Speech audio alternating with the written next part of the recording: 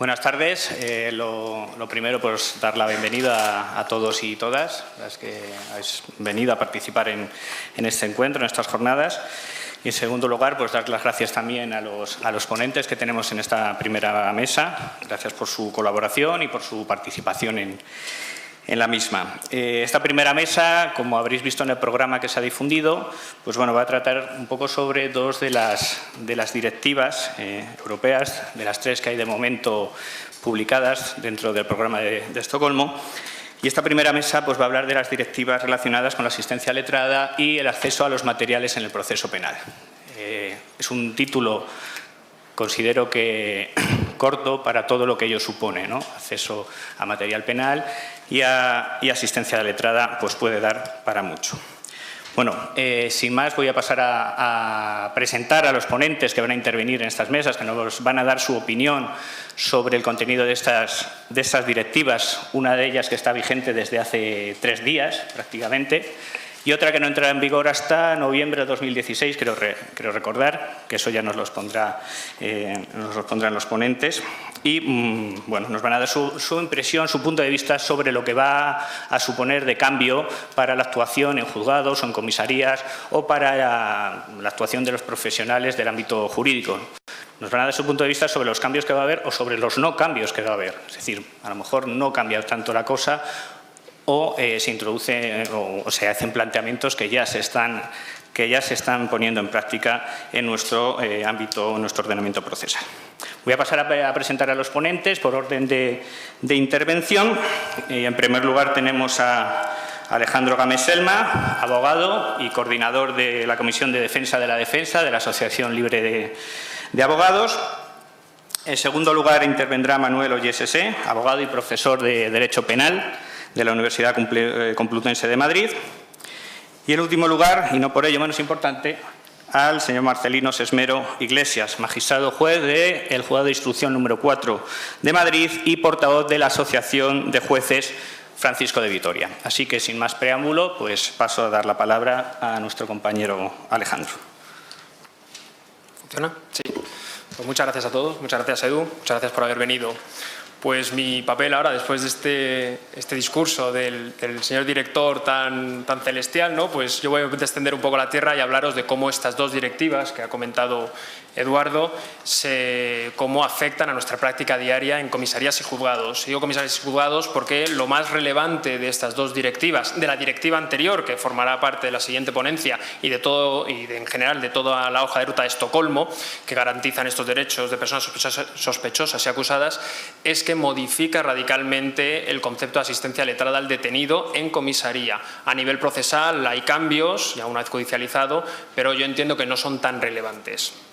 Entonces, pues yo primero, las dos directivas de las que voy a hablar con un poco más de detalle son la Directiva 2012/13 del Parlamento Europeo relativo al derecho a la información en los procesos penales y, por otro lado, la Directiva 2013/48, y esta la tengo que leer, sobre el derecho a la asistencia de letrado en los procesos penales, en los procedimientos relativos a la orden europea de detención y sobre el derecho a que se informe a un tercero en el momento de la privación de libertad y a comunicarse con terceros y con autoridades consulares durante la privación de libertad. A partir de ahora las llamaré las directivas, o la directiva de asistencia letrada o la directiva de información en los procesos penales. Tienen varios aspectos en común y los primeros que me gustaría saltar, que son los más importantes, entiendo, es el ámbito de aplicación. Como acabo de deciros, pese al título que habla de los procesos penales, el hecho indubitado es que estas directivas se aplican y los derechos que en ellas se recogen se aplican también en comisaría y en centros de detención. A partir de ahora diré comisaría y en vez de decir fuerzas y cuerpos de seguridad del Estado hablaré de policía, que si no se me van los 20 minutos solo diciendo las directivas y los títulos oficiales. Digo que modifica radicalmente porque estas directivas, su espíritu, el espíritu que las guía, que lo dice en sus propios considerando, en la exposición de motivos de las directivas, dice que aspiran a promover en toda la Unión Europea los derechos a un juicio justo, los derechos de defensa y los derechos a la libertad. Digo también que se aplica en comisaría porque el propio articulado de las directivas lo dicen expresamente en varias ocasiones, que este derecho se tendrá que aplicar o se tendrá que ejercer durante la detención o antes del primer interrogatorio por la policía. Y es evidente también que se aplica en comisaría porque las directivas son para personas sospechosas y acusadas. En nuestra jurisprudencia, en el sistema español, la persona acusada es aquella sobre la que ha recaído una notificación oficial emanada de una autoridad judicial por el reproche de la comisión de un delito, que esto es una definición del Tribunal Europeo de Derechos Humanos y que nuestra jurisprudencia, a partir de la sentencia 196/87, que mencionaré varias veces porque fue puntal en el derecho de defensa, en la definición del derecho de defensa, dice que este momento solo se produce una vez hay un auto de imputación, es decir, al comienzo de las diligencias previas o al comienzo del sumario, pero que antes no, antes en comisaría no cabe hablar de una acusación, por lo tanto, si no hay acusación tenemos que colegir que solo puede haber sospecha, lo cual es un poco, a mí me parece, cajón de madera de pino. No sé cómo la jurisprudencia, cómo los tribunales han podido mantener lo contrario. Es evidente que la detención se produce en el marco de una comisaría por la sospecha de haber la comisión de un delito que se ve luego ratificada en el procedimiento judicial, con los indicios que se declaran al comienzo del procedimiento judicial. Son como dos vagones de un mismo fin legítimo, que es la investigación del delito. Sin embargo, como decimos, estas directivas dinamitan un poco esta teoría y dicen, y lo dicen expresamente, que se inspiran en el derecho a un juicio justo, el derecho a la defensa y el derecho a la libertad. En nuestro ordenamiento venía establecida muy claramente la diferencia entre el derecho a la asistencia letrada en comisaría, que no tenía nada que ver con el derecho de defensa y no tenía nada que ver con el derecho a un juicio justo, sino que tenía que ver con el derecho a la libertad del artículo 17 de la Constitución española. Es decir, el abogado hacía ahí un poco de policía de policía. Iba ahí a comprobar que el detenido no era maltratado, que se le leían los derechos y que la detención era legal y si no podía interponer un habeas corpus.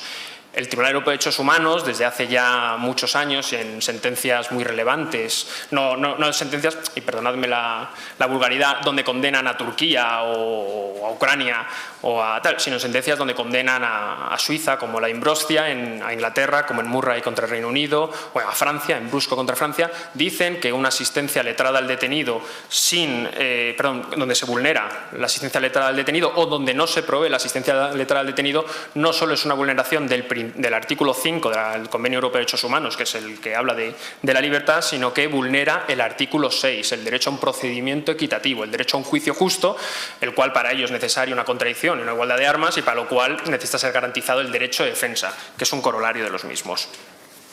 Por lo tanto, esta es la parte fundamental. A partir de ahora, cuando vayamos a comisaría, es muy importante dejar claro estos hechos. Es decir, realmente comisaría era el único espacio hasta ahora donde se entendía que este derecho a la asistencia letrada solo venía regulado en el artículo 520, pese a que la jurisprudencia constitucional dice que el abogado, por ejemplo, puede intervenir, puede asesorar sobre la conducta guardada del detenido. El Ministerio del Interior era tajante y terco en que la asistencia letrada al detenido venía reflejada única y exclusivamente en el artículo 520 y que el papel del abogado era un convidado de piedra, era un papel meramente testimonial.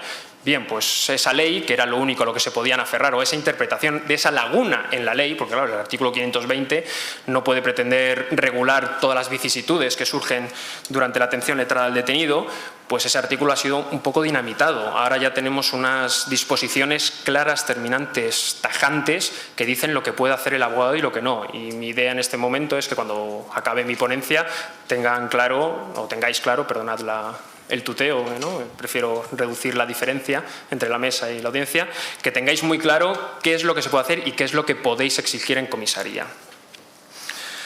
Por parte de la directiva, la primera, la 2012/13 de información en los procesos penales, lo primero que hay que decir es que ya está, no solo está vigente, sino que ya ha pasado el plazo de transposición sin que haya sido traspuesta por el Gobierno. El Gobierno tenía obligación de transponerla antes del 2 de junio de este año, es decir, hace el lunes, y no lo ha hecho. Bueno, tampoco lo hizo con la directiva anterior de traducción e interpretación, así que tampoco es de extrañar. Lo bueno de esto que podemos decir es que entonces es plenamente aplicable e invocable. Los derechos que en ella se recogen son exigibles desde ya y el Estado estará incumpliendo si no provee de dichos derechos. Y de hecho está incumpliendo hoy en día, porque yo estuve de guardia hace 4 o 5 días y vamos, estos derechos que ahora os comentaré, nada. Esta directiva habla de la información en los procesos penales y en comisaría. Su primer artículo, el más importante, tenéis os hemos pasado, los que hayáis tenido la suerte de conseguir los materiales, tenéis la directiva delante, podéis ir siguiéndola. Dice, lo primero es que la persona sospechosa o acusada tiene derecho a ser informada con prontitud de sus derechos. Con prontitud es un término un poco genérico, un poco indeterminado, pero lo que está diciendo, lo que dice en su considerando es que con prontitud es como mínimo antes de la primera declaración en comisaría, del primer interrogatorio. Y además, un poco más adelante, en su artículo 3, dice que en todo caso se tendrá que ser informado de sus derechos la persona sospechosa o acusada antes del primer interrogatorio, antes de que se practiquen una serie de diligencias de investigación, como son el careo, la rueda de reconocimiento y la reconstrucción de los hechos. Estos derechos que se le tienen que informar a la persona sospechosa o acusada son de dos tipos. Los primeros son, dependiendo, o sea, se tendrá que informar de unos fijos si no está detenida la persona. Si no está detenida, si simplemente acude a comisaría o acude al procedimiento penal, se le tendrá que informar de los siguientes derechos. Que tiene derecho a acceder a un abogado y cómo puede acceder a él. Que tiene derecho a la asistencia jurídica gratuita, que tiene derecho a guardar silencio y que tiene derecho a ser informado de la acusación. Y la acusación aquí también es más específica que nuestro procedimiento. El artículo 520 de la Ley de Enjuiciamiento Criminal en nuestra ley dice que tendremos que ser informados de los hechos que se le imputan. Aquí no, aquí dice que se le tendrá que informar de forma suficientemente detallada de los hechos, de la hora y lugar y de la posible tipificación jurídica. Y además estresa que tenga que ser suficientemente detallado. Por lo tanto, ya no nos vale estas prácticas habituales en comisaría cuando preguntas de qué se le acusa y te dan solo la tipificación jurídica. No, unas lesiones, estragos, daños. No, dígame hora con detalle, cuándo, cómo, por qué, quiénes estaban. Por otro lado, si el detenido, si la persona sospechosa acusada ha sido también detenida, no ha sido simplemente llamado, no está en un procedimiento judicial, estos derechos se amplían. No solo se amplían, sino que encima se le tienen que dar por escrito. El Estado, el Gobierno, tendrá que hacer unos formularios traducidos a la lengua de la persona, en que se defiende esa persona, que especifique los derechos anteriores y que también especifique los siguientes derechos. Que tiene derecho a acceder a los materiales, ¿de acuerdo? A los materiales del expediente. Estamos hablando en este caso del atestado, que es lo que hay en comisaría. Tiene derecho a la asistencia médica. Tiene derecho a informar a un tercero y a las autoridades consulares del hecho de su detención. Se le tiene que informar del máximo número de horas que puede estar detenido. En España sabemos que son 72 horas. Y tiene derecho a impugnar la legalidad, bueno, que se le ponga en conocimiento que tiene derecho a impugnar la legalidad de su detención, lo cual va en estricta conexión con el derecho al acceso al atestado, que es donde realmente puedes comprobar materialmente si la detención ha sido practicada de manera legal o no. Como decimos, este formulario, si cogéis la directiva, veréis que justo al final de esa directiva viene un anexo que es un formulario modelo. Pues un formulario como ese es el que desde el 2 de junio tendría que facilitarse a todas las personas sospechosas acusadas que se encuentran privadas de libertad.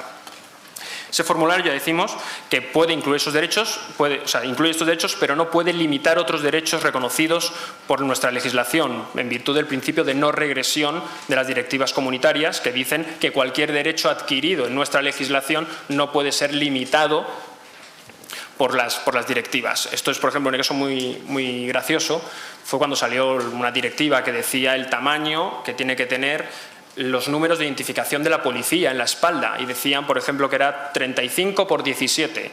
Ningún Estado lo cumplía y tuvieron que hacer de 35 por 17, salvo Bélgica, que los hacía de 50 por 20. Dijo, pues qué bien, pues ahora los hacemos más pequeñitos. Pues eso es lo que prohíbe el principio de no regresión.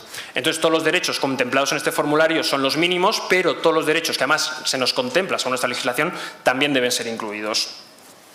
Como inciso, y una parte así que me parece también curiosa, si veis en el derecho a guardar silencio del formulario, pone derecho a guardar silencio y justo debajo, en el modelo, pone consulte a su abogado sobre la actitud a guardar o sobre qué hacer.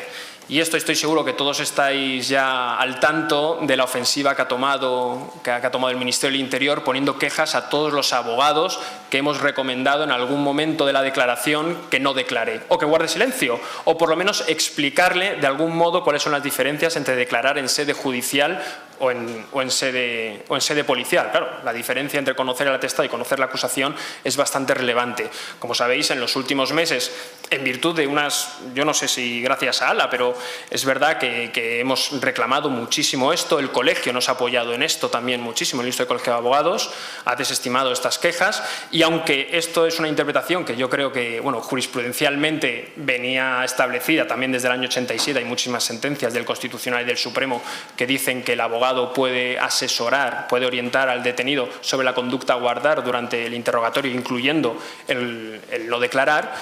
El hecho es que en el ministerio, la policía, o te ponían quejas o te decían de primeras que no podías, y si tú lo hacías a pesar de las recomendaciones del agente instructor, pues queja al canto.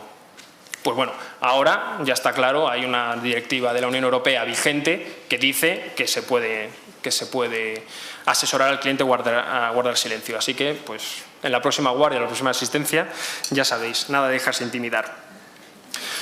Por otro lado, está la otra parte importante de esta directiva, veis que es una directiva muy pequeñita, solo tiene estos dos puntos muy especiales, yo creo que son relevantes, es el derecho de acceso a los materiales, porque hasta ahora no se permitía tampoco el acceso al atestado en comisaría, bajo unas ideas peregrinas de que podía obstaculizar la investigación, de que el abogado podía colaborar en la destrucción de pruebas, o que la policía no podía saber si después el juez de turno o el juez en el que recayera ese asunto iba a declarar secreto el expediente, y por lo tanto no podían dejarlo ver antes. A mí me cuesta creer que un agente que puede dar tipificación jurídica a los hechos, que sabe que delitos sabe distinguir entre delito y falta y que ha tenido una formación en derecho, no sepa que un hurto en el Corte Inglés es bastante improbable que sea considerado secreto. Pero bueno, esa era la razón a la que se agarraban. La cuestión es que ahora esto también viene a dinamitarse. Volvemos a lo mismo. El acceder al atestado es una parte indudable y fundamental para garantizar el derecho de defensa, que a su vez garantiza el derecho a un juicio justo. Así que lo que dice la directiva es que se tendrá acceso, si cogéis el artículo 7.1, es un poco complicado, lo voy a leer porque no lo dice tan claro. Como son directivas, utilizan un vocabulario comunitario, no utilizan nuestro lenguaje procesal, intentan armonizar en todos los Estados miembros. Pues el artículo 7 dice que en comisarías se debe facilitar los documentos relacionados con el expediente específico que obren en poder de las autoridades competentes y que resulten fundamentales para impugnar de manera efectiva la legalidad de la detención. Esto yo lo he estado dando vueltas y solo puede significar que hay que tener acceso a los documentos o las partes más importantes del expediente. Mínimo la denuncia, la valoración de los daños corporales, la valoración de los efectos sustraídos, solo para distinguir por lo menos si nos hallamos ante una falta o ante un delito, si nos hallamos ante una actuación que ni siquiera es infracción penal, o si se han cumplido efectivamente los requerimientos procesales para proceder a la detención. Por lo tanto, este es otro gran cambio, que se puede acceder al atestado o por lo menos a las partes fundamentales. La duda que a mí me surge es si en sede policial nos van a restringir a unos documentos particulares. Yo entiendo que esto va en contra de los principios que inspiran las directivas, porque no podemos dejar en mano del órgano investigador el que decida qué documentos resultan fundamentales o no. Y si los encuentras al día siguiente en el atestado y en ese momento podías haberlo impugnado, pero el agente instructor ha decidido que no te lo enseña, o porque solo funciona con un formulario de se deja ver solo la denuncia, se deja ver solo la declaración del denunciante, en mi opinión, para salvaguardar estos derechos de defensa que están, porque estos derechos, los derechos del justiciable, según esta directiva, están muy por encima de otro fin perfectamente legítimo y constitucional como es la investigación del delito. Pero es que en esta directiva lo deja bien claro, los derechos del justiciable están muy por encima. En caso de balancear, habrá que inclinarse por ellos. Por lo tanto, habrá que acceder, yo en mi opinión, o yo por lo menos así lo voy a pelear, yo os lo aviso, el acceso al atestado completo. Si no me quieren dejar unas partes muy concretas, me parece bien, pero por lo menos la generalidad del atestado seguro. Luego, ya en sede judicial, pues son las mismas garantías que tenemos ya, ¿no? Desde el primer momento se puede acceder a la totalidad de las pruebas materiales para que estén en posesión de las autoridades, que estén en el expediente judicial, con lo cual ahí no cambia nada. Dice que el acceso a estos materiales debe ser gratuito, pero el acceso es verlo, porque luego dice que sin perjuicio de las tasas que se puedan establecer para obtener copias. Yo espero que el ministro no se lea esto, que si no nos pone otra tasa y nos fastidia aún más la profesión. Y por último, estos materiales podrán ser denegados en una serie de circunstancias que explicará Manuel a continuación, que pueden más o menos equivaler con las causas actuales, pero que me hace gracia que dice que esto se hará siempre y cuando no perjudiquen el derecho a un juicio justo, lo cual me parece, obviamente el no poder acceder a materiales, a pruebas, siempre va a causar un perjuicio. Otra cosa es que ponderando los bienes en juego sea razonable restringirlos, pero tal como lo dice la directiva, siempre y cuando parece que en ningún momento podrían restringirse, porque el derecho a un juicio justo siempre se va a ver mermado en caso de que la defensa no tenga acceso a todas las pruebas materiales. Y por último, también muy importante, un derecho que marca esta directiva es que el Gobierno, las autoridades, deberán fomentar la formación de sus funcionarios en estas directivas. También importantísimo en sede policial que los agentes sean conscientes de qué derechos tenemos. No sé si os ha pasado alguna vez que invocas estas directivas, no hacía falta tener estas directivas, invocas sentencias del Tribunal Constitucional, invocas circulares de la Fiscalía General y la respuesta es un poco: yo llevo 20 años haciéndolo así y no me vas a enseñar tú ahora, niñato. O no, o aunque tenga 60 años, da lo mismo. Es como no ha habido, ¿no? La sede policial se ha mantenido desde el año 76, sigue manteniendo los mismos principios, a pesar de que la Constitución y su interpretación pues, ha desarrollado y ha evolucionado bastante. Pasamos entonces a la Directiva 2013/48 de acceso al letrado en los procesos penales, esta que tiene el vocabulario tan largo, ¿no? Este nombre tan largo, porque básicamente viene a recoger 4 derechos. El primero es el derecho de acceso a un abogado. ¿Que cuándo se produce el derecho de acceso a un abogado? Pues en 4 momentos. Desde la detención, en el mismo momento de la detención ya se tiene que solicitar la asistencia letrada, o antes del primer interrogatorio por la policía si no ha sido detenido. Ante cualquier llamamiento judicial penal, que eso ya lo tenemos, pues el artículo 118 de nuestra ley de enjuiciamiento criminal ya lo establece así, y que en sede judicial siempre va a ser necesaria la actuación de un abogado, salvo que en los procedimientos, ya hemos visto, por delitos contra la seguridad vial en las que se puede renunciar, pero en el resto sí que viene contemplado este derecho. E igualmente será necesaria la asistencia de abogado cuando, no estando detenida la persona sospechosa o acusada, se practique alguna diligencia de investigación, tal como careo, reconocimiento en rueda o reconstrucción de hechos. ¿Cuál es el contenido de la asistencia letrada? Es básicamente el mismo que el del artículo 520, con un pequeño cambio, a mi entender muy interesante y que a todos nos va a venir muy bien. Lo primero que dice la directiva es que se permite la entrevista reservada previa. ¿De acuerdo? No hablar con el detenido durante el interrogatorio, sino la entrevista reservada previa. Permite también participar efectivamente en la declaración de la persona sospechosa o acusada privada de libertad. Es decir, volvemos a lo mismo, no es como ahora, donde solo podemos hacer aclaraciones al final o hacer alegaciones. Aquí ya podemos participar, lo cual viene en consonancia precisamente con lo que habíamos visto del formulario anterior, donde en el derecho a guardar silencio que se le informa al detenido se dice que tienes que consultar a tu abogado para eso.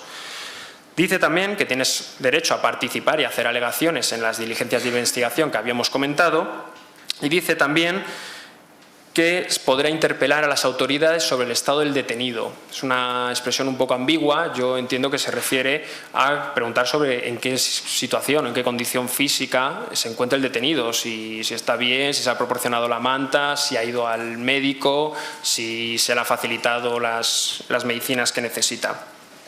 Una vez más, este derecho de acceso de asistencia letrada puede ser limitado siempre y cuando no perjudique el derecho de defensa. No lo voy a explicar, pues lo va a explicar Manuel ahora. Y pues exactamente igual que antes, es un poco contradictorio el que se permita limitar cuando no perjudique el derecho a un juicio justo, cuando es evidente que la asistencia letrada, la no permisión de una asistencia letrada siempre supone una vulneración del derecho a un juicio justo, como ya hemos visto en estas sentencias, en Brioscia contra Suecia, o Brusco contra Francia, o Murray contra el Reino Unido, donde dice que esas vulneraciones, la vulneración al derecho a la asistencia letrada supone siempre un perjuicio, supone una vulneración del derecho a un juicio justo. Ese es el derecho a la asistencia letrada. Tenemos también otros derechos que se contemplan en esta directiva. Es el derecho a que se informe a un tercero, al menos del hecho de la privación de libertad. Está bien, es decir, lo mismo que tenemos ahora en el 520, pero dice que se informará por lo menos a una persona. El por lo menos yo todavía no lo tengo muy claro qué significa, porque podría ser que se pudiera, si está bien justificado, se podría avisar a más de una persona, pongamos un familiar y el empleador, por ejemplo, o que en caso de no poder contactar con la primera persona designada, se pueda llamar a una segunda.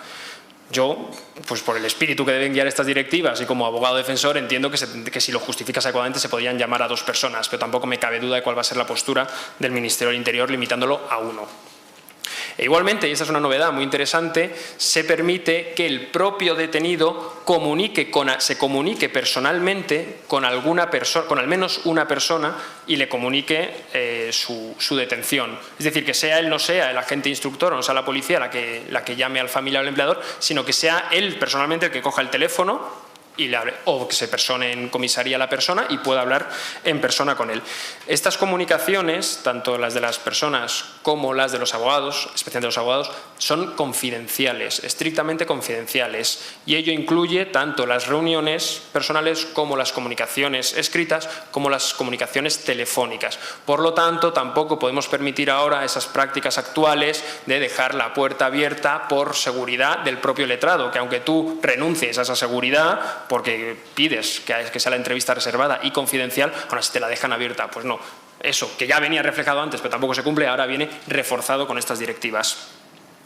E igualmente viene reflejado el derecho a la asistencia consular, que se ponga, si la persona es extranjera, que se ponga en conocimiento del consulado de su país el hecho de su detención, que se ponga en contacto con ellos, pueda hablar con ellos y si ambas partes están de acuerdo, que el consulado le facilite representación legal. Lo curioso de esta directiva, como hemos hablado, es que está ya en vigor, pero todavía no ha vencido el plazo de transposición, que es en noviembre de 2016. Es una directiva que le han dado 3 años, salió en octubre del 2013, en noviembre de 2013, perdón, y no vence el plazo que le han dado al Gobierno para incorporarla al ordenamiento hasta noviembre de 2016. Mi cuestión aquí es que estos derechos son plenamente exigibles. No sé si mañana en la mesa de los expertos en derecho comunitario me rebatirán esto, pero mi opinión es que si el espíritu, si lo que pretende la norma es la aplicación efectiva de estos derechos, y muchos de estos derechos, por no decir casi todos, son plenamente efectivos desde ahora o son plenamente ejercitables porque no necesitan de ninguna inversión material, ninguna inversión económica, ninguna inversión humana. Yo comprendo que te den 3 años para crear un registro, para construir un edificio, para hacer algo, ¿no? Para que no te pille el toro, al Estado no le pille el toro a la hora de transponer las directivas. Pero aquí, que no hace falta nada salvo la voluntad política del Ministerio o del Gobierno de turno en permitir estos derechos, porque la entrevista reservada previa no implica ningún dispendio material. El participar efectivamente y asesorar durante el interrogatorio policial tampoco exige ninguna inversión. Si el espíritu de la norma es permitirlo esto, lo que me parece muy inconstitucional o me parece contrario precisamente al espíritu comunitario es esperar a que venza el plazo de transposición para permitir estos derechos. Por lo tanto, yo con lo mismo, yo seguiré exigiéndolo. Entonces, ya para acabar, porque como habéis visto son unos derechos muy, muy simples, tenéis las directivas ahí para que los podáis leer. Decir que, bueno, aunque parecen pocos derechos los que vienen, son una auténtica revolución. Es una auténtica revolución, pero ya hemos visto la poca voluntad que tiene el Gobierno de transponerlos o de implantarlos. No ha traspuesto en su plazo la Directiva de Traducción e Interpretación, no ha traspuesto en plazo la Directiva de Información y mucho me temo que tampoco transpondrá en su momento la Directiva de Asistencia Letrada. Creo que tampoco podemos esperar de otros órganos, de otros poderes del Estado, que se cumplan estos derechos, ¿no? A pesar de que estoy aquí en la mesa con un señor juez, no esperemos nada de la Judicatura, no esperemos nada de Fiscalía, porque estamos hablando de comisaría, ¿eh? Luego, en sede judicial ya tendrían más posibilidades, pero actualmente en comisaría nos guiamos por un solo artículo que encima estamos a merced de lo que decide el Ministerio del Interior. Así que entiendo que es responsabilidad nuestra como abogados, ¿no? Nosotros somos la vanguardia en la garantía de los derechos y libertades de la ciudadanía cuando está detenida y nosotros somos esa pequeña persona que se interpone entre la maquinaria del Estado y el ciudadano detenido. Así que pues apelo un poco aquí a esta responsabilidad, a esto que he dicho de ahora cuando vayamos a comisaría, exijamos todos y cada uno de nuestros derechos, exijamos la entrevista reservada previa, exijamos, si queremos o si quiere el detenido, guardar silencio y que no nos coarte la actuación de la policía, y exijamos el acceso al atestado. Y en caso de que no se nos facilite ninguno de ellos, no se nos cumpla ninguno de nuestros derechos, pues mañana estudiaremos en las mesas los recursos y mecanismos legales que tenemos para cumplir esta efectividad. Entiendo que es duro, vamos a tener que pelearnos, vamos a tener que llevarnos quejas, es muy incómodo, pero bueno, es nuestro trabajo, ¿no? Es nuestra responsabilidad y es lo que hace también un poco grande a esta profesión. Así que, pues mucho ánimo a partir de ahora.